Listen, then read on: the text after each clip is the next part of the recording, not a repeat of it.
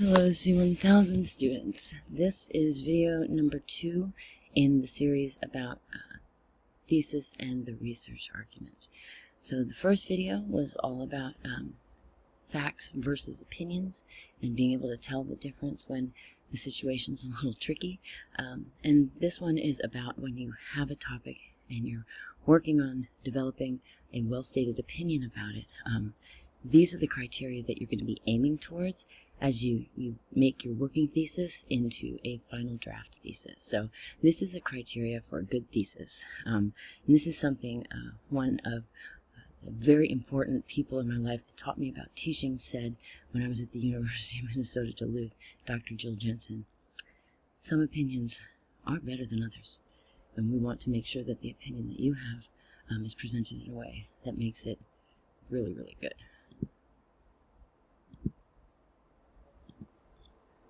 Okay, so a thesis needs to be able to fulfill a certain purpose.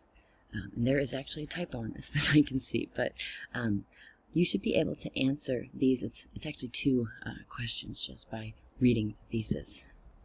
What is the topic of the thesis statement? What is the author's opinion about the topic?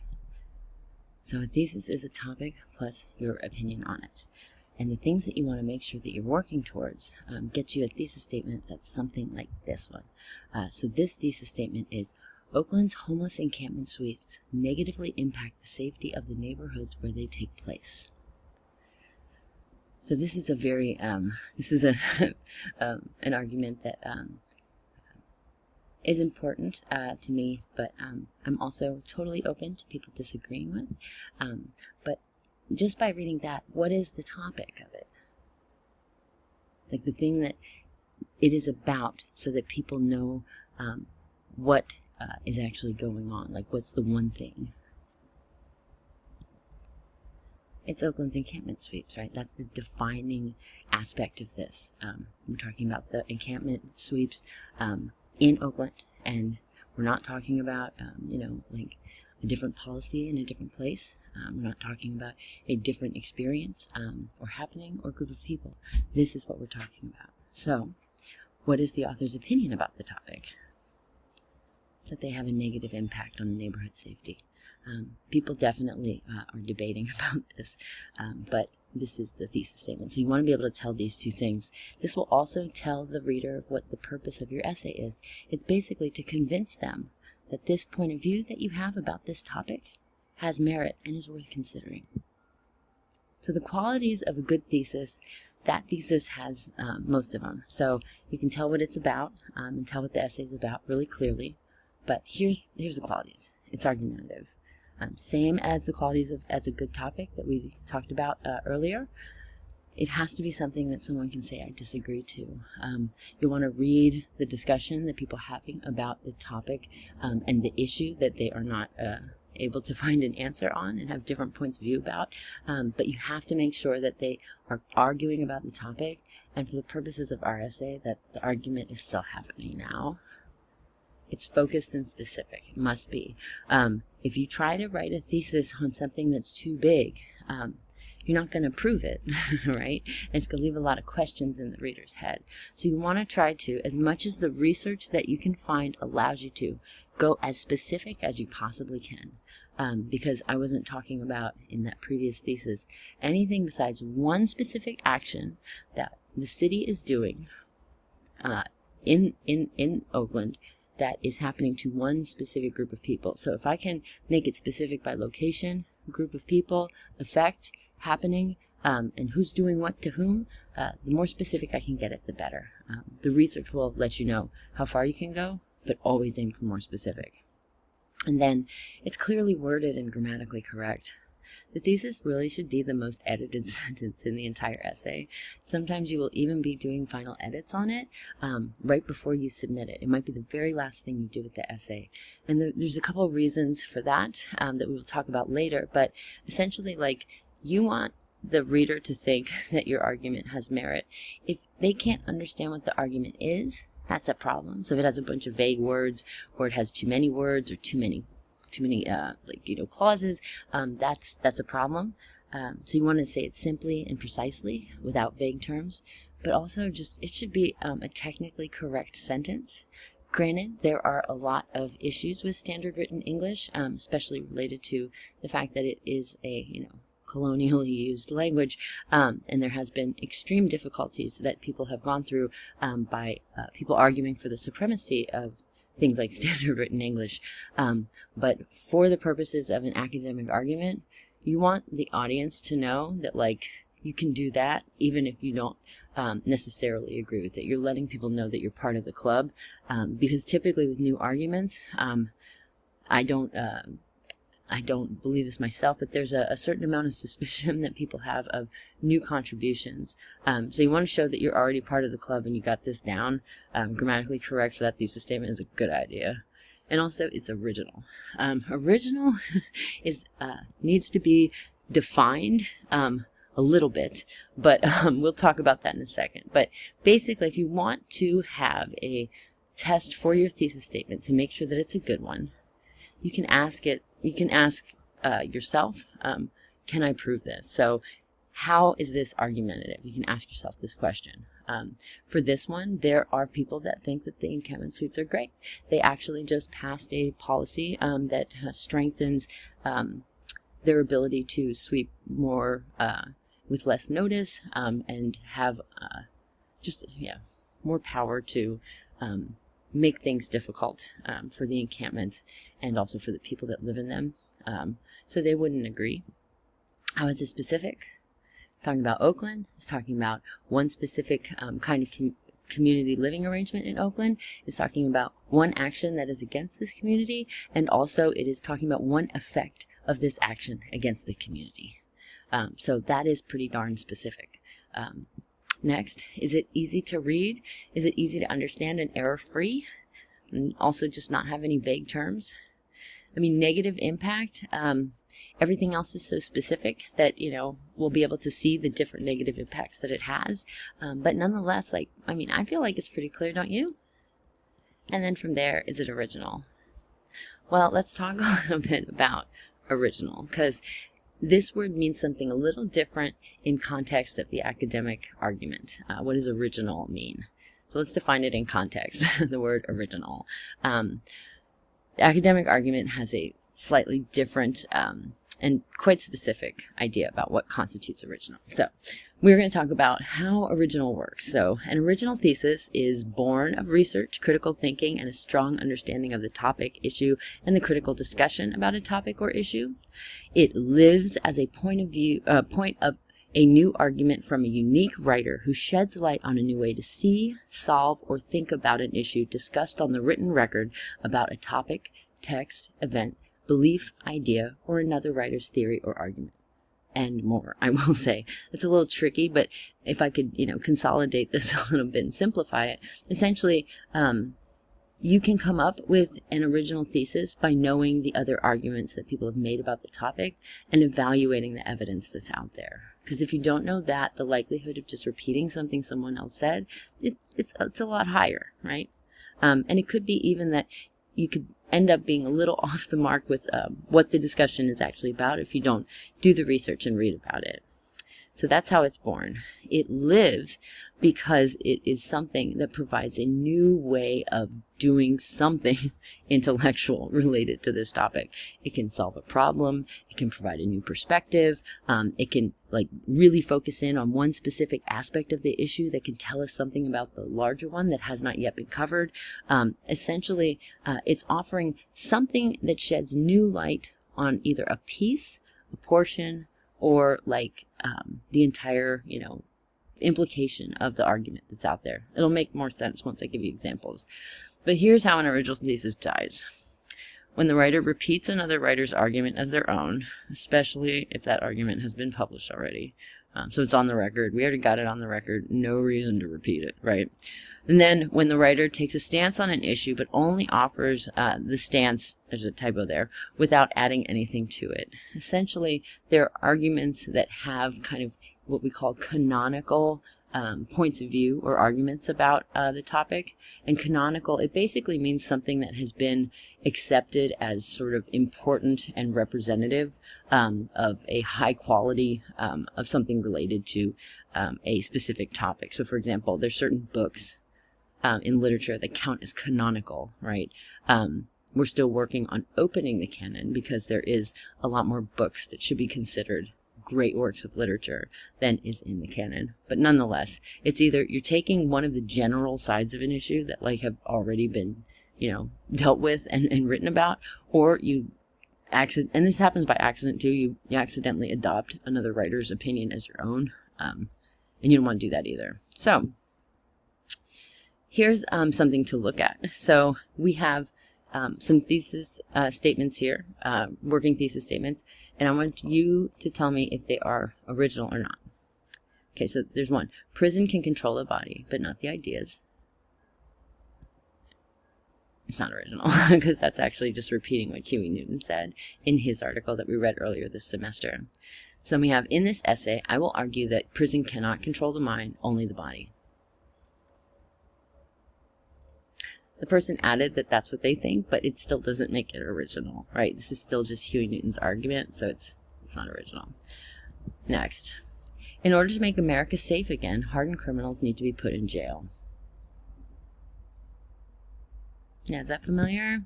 Not original. That's Reagan, right? The article that we read earlier this semester. That was essentially what he was saying. What about the American prison system it shouldn't be in. The American prison system creates more criminals than it reforms. Pardon the typos. Is that an original idea? If we consider what Reagan said, and this as a response to it, it is a little creative. Because essentially it's basically saying that his solution is actually causing the problem, or is a major contributor to it. So that counts as original. It's taking a spin in response to an argument that's out there, right? So we have the rental housing market exploits the poor. Original or not? Not, because that was in Desmond's book, right? So even the little topics that he talks about, the arguments that he has in there, you don't want to just repeat them. You want to add something to them. You don't have to reinvent the wheel, but you want to add something. So for example, Oakland's 3% cap on yearly rent increases are unsustainable for low-income residents. So this is essentially like the same point of view as Desmond, but it's focusing on a very specific aspect of it and diving deep into the facts about that. So it's talking about one aspect of the rental housing market, the 3% cap that they can't go past when they do rent increases each year, right? This person is saying the 3% cap doesn't cut it, right? That people are still struggling because of it. It's too much of an increase. So this is essentially going more specific than the writer that you are inspired by, right? So you can have the same point of view. Just have the point of view where you bring it to something else and test it out on something new. This is really similar to what you're probably going to be doing with the arguments that you are writing for essay number 2. So what makes a thesis original? Here's some suggestions. There's a lot of ways to do it. Be creative, but just don't repeat what's already been published or what you read. You want to have your own thoughts on this, because let's just put it this way. The best thinking that we've been able to publish, it's gotten us here. So we need new ideas. Even our good ideas, we need new thinking on it. So here's some ways you can do it. 1, the writer finds a new solution to an unsolvable problem. 2, the writer develops an argument that needs more research. This is what's going to happen with a lot of the Desmond arguments you're making. 3, the writer finds a specific aspect of the argument that is not yet explored in the critical discussion. So for example, Desmond talks a lot about fringe banking, right? But there are other ways that there are fringe banking besides just payday loans and check cashing. There's also, the idea that there are people that don't necessarily have a consistent, that do not want to have a consistent access to a commercial bank, that there's a level of anonymity that they can maintain through some of these services. So there could be something that's more related to the ways that it is a necessary service, even if the fees are too much. There might be something that needs to be explored in there as well, like the consumer point of view. Next, writer tests a theory against real world evidence. That's kind of what you did with essay number 1 when you used the critical response. You looked at the opinions that were being expressed in one article, and then you basically tested it against other evidence, like to see if it actually like landed on planet Earth instead of just being a theory. The writer explores an issue from the perspective of an intentionally silenced or excluded community / identity that is essential to our understanding of an issue. So if, for example, we are writing about, oh gosh, I don't know, like the impact of like reservations on indigenous populations in the United States. If there was not a lot of representation of indigenous voices in that, and it was a lot of just people doing studies, that's an issue. So if you bring the new perspective that is needed to fully comprehend an issue, that's awesome. Do that. That's a great way to have an original idea. And then also the writer identifies an error in the canonical line of reasoning about a topic. If anybody did a disagreement with Reagan or Newton, actually, those are both representative of like very thought about points of view on the way that crime and imprisonment exists in United States society. So these are just some tips of ways that you can do it. There are other ways as well. If you think of one, go for it. But just, no reason to repeat an argument that someone else said with the same scope and the same idea just because it's already done. So take a piece of the argument if you want, with the Desmond book that isn't yet explored or is unfinished or you have something else to say about. That's where you want to go. So it doesn't have to reinvent the wheel, but it has to have something unique offered that only you can offer to the reader. So let's look at these. We want to see if you can make some of these arguments from Desmond into an original thesis. So remember, the techniques for originality are providing a new solution, adding research by going deeper into a smaller aspect of the topic, testing a theory against reality, providing a new worldview or point of view, finding an error and explaining what's wrong about it, and offering a solution. So we have these 3 things that he argued. So I would like you to think about, and you might even pause the video to write some of this out. Increasing the minimum wage increases the mental health and brain power of workers. That's something that Desmond argued in chapter 2 when he talked about minimum wage. Chapter 3 when he talked about minimum wage. So he does make this correlation between increasing minimum wage and the mental health and brain power of the workers because they're not as exhausted and that kind of stuff. So what could you do to make this a more original argument for an essay that you write? The next is about American welfare. The American welfare system is lopsided in favor of the wealthy. He argues this. Now, granted, that is a big statement. It's not exactly the most manageable one to prove in a 5-page essay. But if you had to use part of it as inspiration for what you do, what would you argue? Would you provide something more specific or a new point of view about it that he didn't consider? How would you make that more original? And finally, another argument that he makes, income inequality strengthens the political power of the wealthy. That also is a very big statement. When we talk about all the types of income inequality, we talk about all the different political powers, we can define wealthy, that's a lot. So perhaps examining the specifics might be good in this. Perhaps something like we did with the, issue with the rental housing market and the more specific thing about homeless encampment suites in Oakland. So test these out. These can be good ones to try to practice. You might even find that if you have not yet set on a thesis, perhaps these could be inspiration for a topic and opinion that you could use for the essay. So now we're going to go back to the qualities of a good thesis. This is a little long. So the qualities of a good thesis: it's argumentative, focused and specific, clearly worded and grammatically correct, and original. So let's think about these statements here and walk through them together. So let's say a working thesis is, crime is not a fair system. Is it argumentative? I'm not even sure because it's also so broad. It's not specific or focused, that I'm not really sure what they mean by it. Like, what kind of crime are you talking about, and what is it? What do you mean a fair system? First off, I don't know what fair means. I've been told my entire life that life is not fair. And what system? Like the system of crime? Is it system? I don't.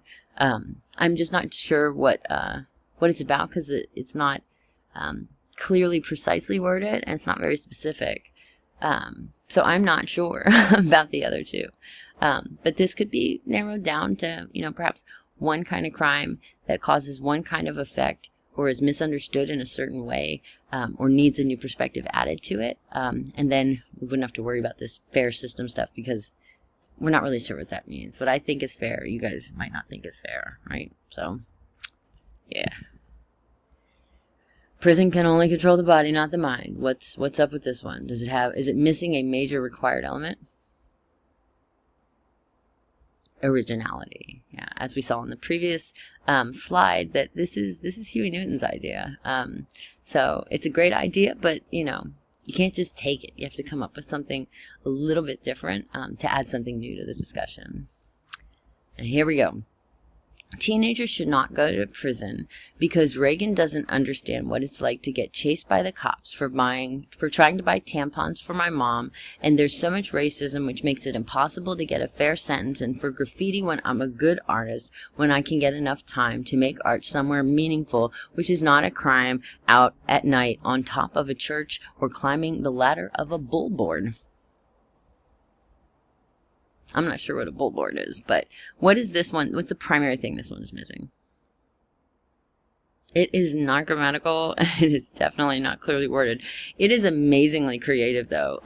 This is someone that I would encourage to take a creative writing class, because I want to know more about this climbing the ladder, and this whole situation is fascinating. But it's not really a thesis statement that is making an argument about a topic. This is a very compelling personal experience that he does need more space to write about, but that would be more in a fiction class, or a autobiography as creative writing class, perhaps even a rather long epic poem. But yeah, teenagers should not go to prison. We need to know one reason why that he can cover, because the rest of this is just too much.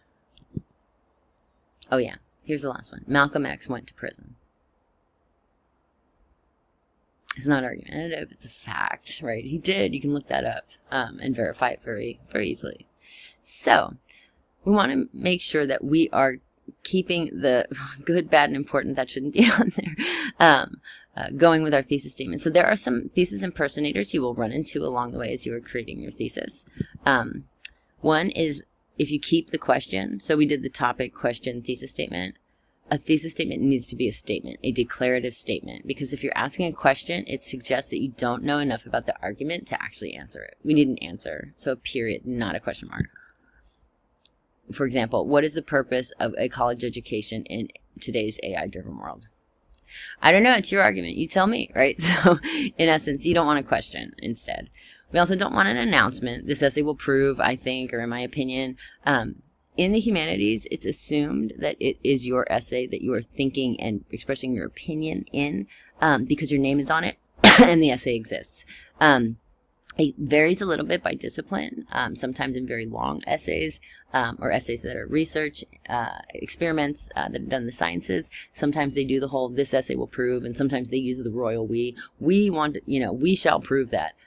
But usually that's because there's a group of them. So there's more announcements in some of the hard sciences, but in general, this stuff is it's a waste of words, and it's actually taking the most important parts of the sentence away from you in these two examples. This essay will prove. So the subject of the sentence is this essay, not the topic that you're talking about. Similarly with I think. And also we saw earlier that I think turns it into a fact more than a thesis. So in this essay, we will locate the purpose of college by examining what others have written about this topic. It's not argumentative. It's making an announcement about what you're going to do. You don't have to announce it. You just got to do it, right? Next, a forecast. I hear in high school that this is very popular. Basically, there's the thesis that has 3 things that you state are true. So, for example, curbside recycling is good because it helps improve the environment. It reduces trash, and it gives people a reason to, I don't know, drink a lot more soda. I don't know, because of the tin cans, something like that. But if you think about it, like, those three things are essentially what you are going to write about in your body paragraphs. They're the topics of those paragraphs. A forecast isn't the same as a thesis, because 3 events or 3 topics can be viewed differently by different people. So for example, if I told you that the wedding was filled with drunk people, there was a fist fight, and the groom was missing while the bride was crying over in the corner, what would your opinion be about that wedding? You might think that it sucks, right? This is a horrible circumstance because everything's going wrong. However, let's say you had like a journalist or like a memoir writer in the room. That would be the makings of a great story. Would it be a good idea to write about it? I don't know. It might be a privacy violation, but they might be into it. Perhaps, like, let's say, someone's ex-girlfriend or boyfriend of the bride or the groom is there. Or let's say, one of the relatives or best friend doesn't like the person the other one is marrying.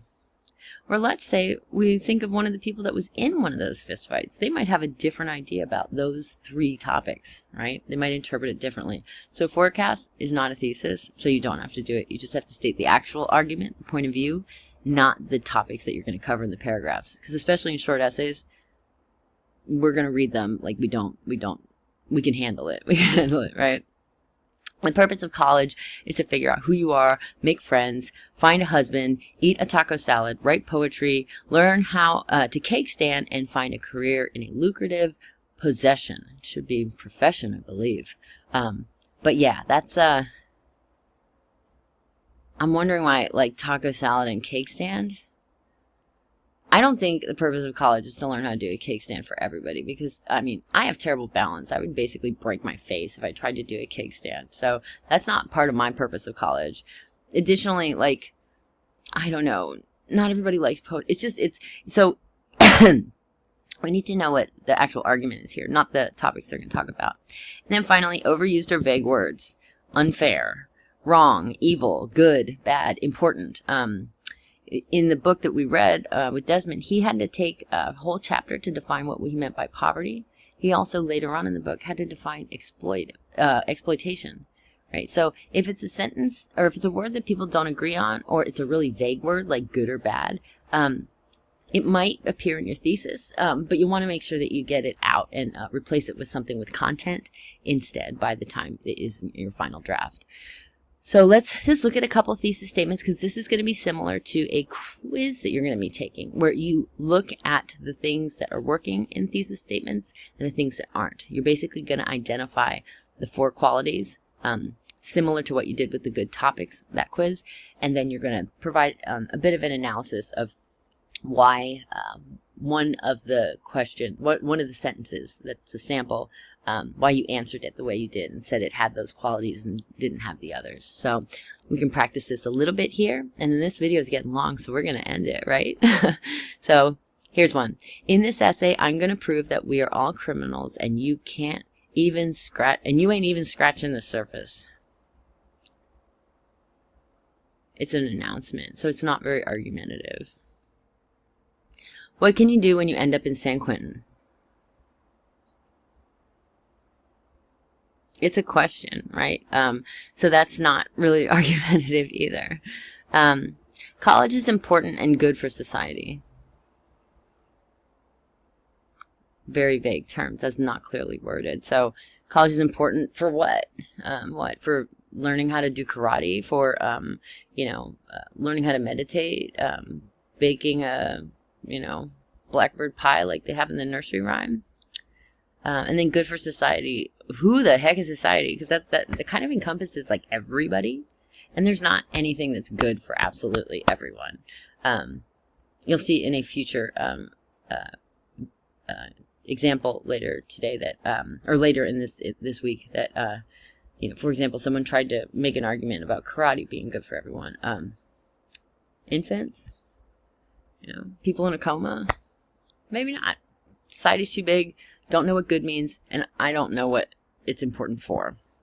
Next, juvenile hall should be just provides educational benefits, secure housing, and the ability to fight without legit weapons. It's a forecast, right? So it's not really an argument. You need to say what juvenile hall is because it provides these things. What's the point of view you're trying to express? And finally, prisons are not fair, and those who believe they are couldn't be more wrong. Basically all vague terms. So yeah, we don't know what this means. And you don't have to accuse other people like and just say that they're wrong. Like, why are they wrong, right? Okay, so here's an example of a definition for a strong thesis statement. A strong thesis statement is a central point that you are trying to prove. It must be specific and clearly state the topic you are going to write about and your opinion on that topic. Here's a topic. Felon disenfranchisement. Here's an opinion. Felon disenfranchisement correlates with the lack of prison reform at a state level. Remember that from the beginning? So that's where we're at. So basically, now you know the 4 qualities of a good thesis statement. Some of the things that can happen while you're drafting, like coming up with something a little bit vague or maybe not argumentative or a question. I've even had titles sometimes appear as, placeholders for the idea that I'm still developing. So don't worry about if your thesis statements at any point in this process are missing some of these things. As long as you know that they're missing, you can do things to repair that. We're talking about this stuff for the final draft of the thesis, but we need to do research and stuff first and organize the ideas together and see what we can actually prove. And that's going to be stuff that you are going to learn about in some of the other lessons this week. The next one I recommend doing is research. So we can do a little bit of stuff on database research. All right, that was a long video, but the thesis is that important. So so what you can do now is go take an assignment break and do the quiz on the 4 qualities of a good thesis. All right. Oh, and there's an extra credit opportunity in there. Okay. All right, that's thesis.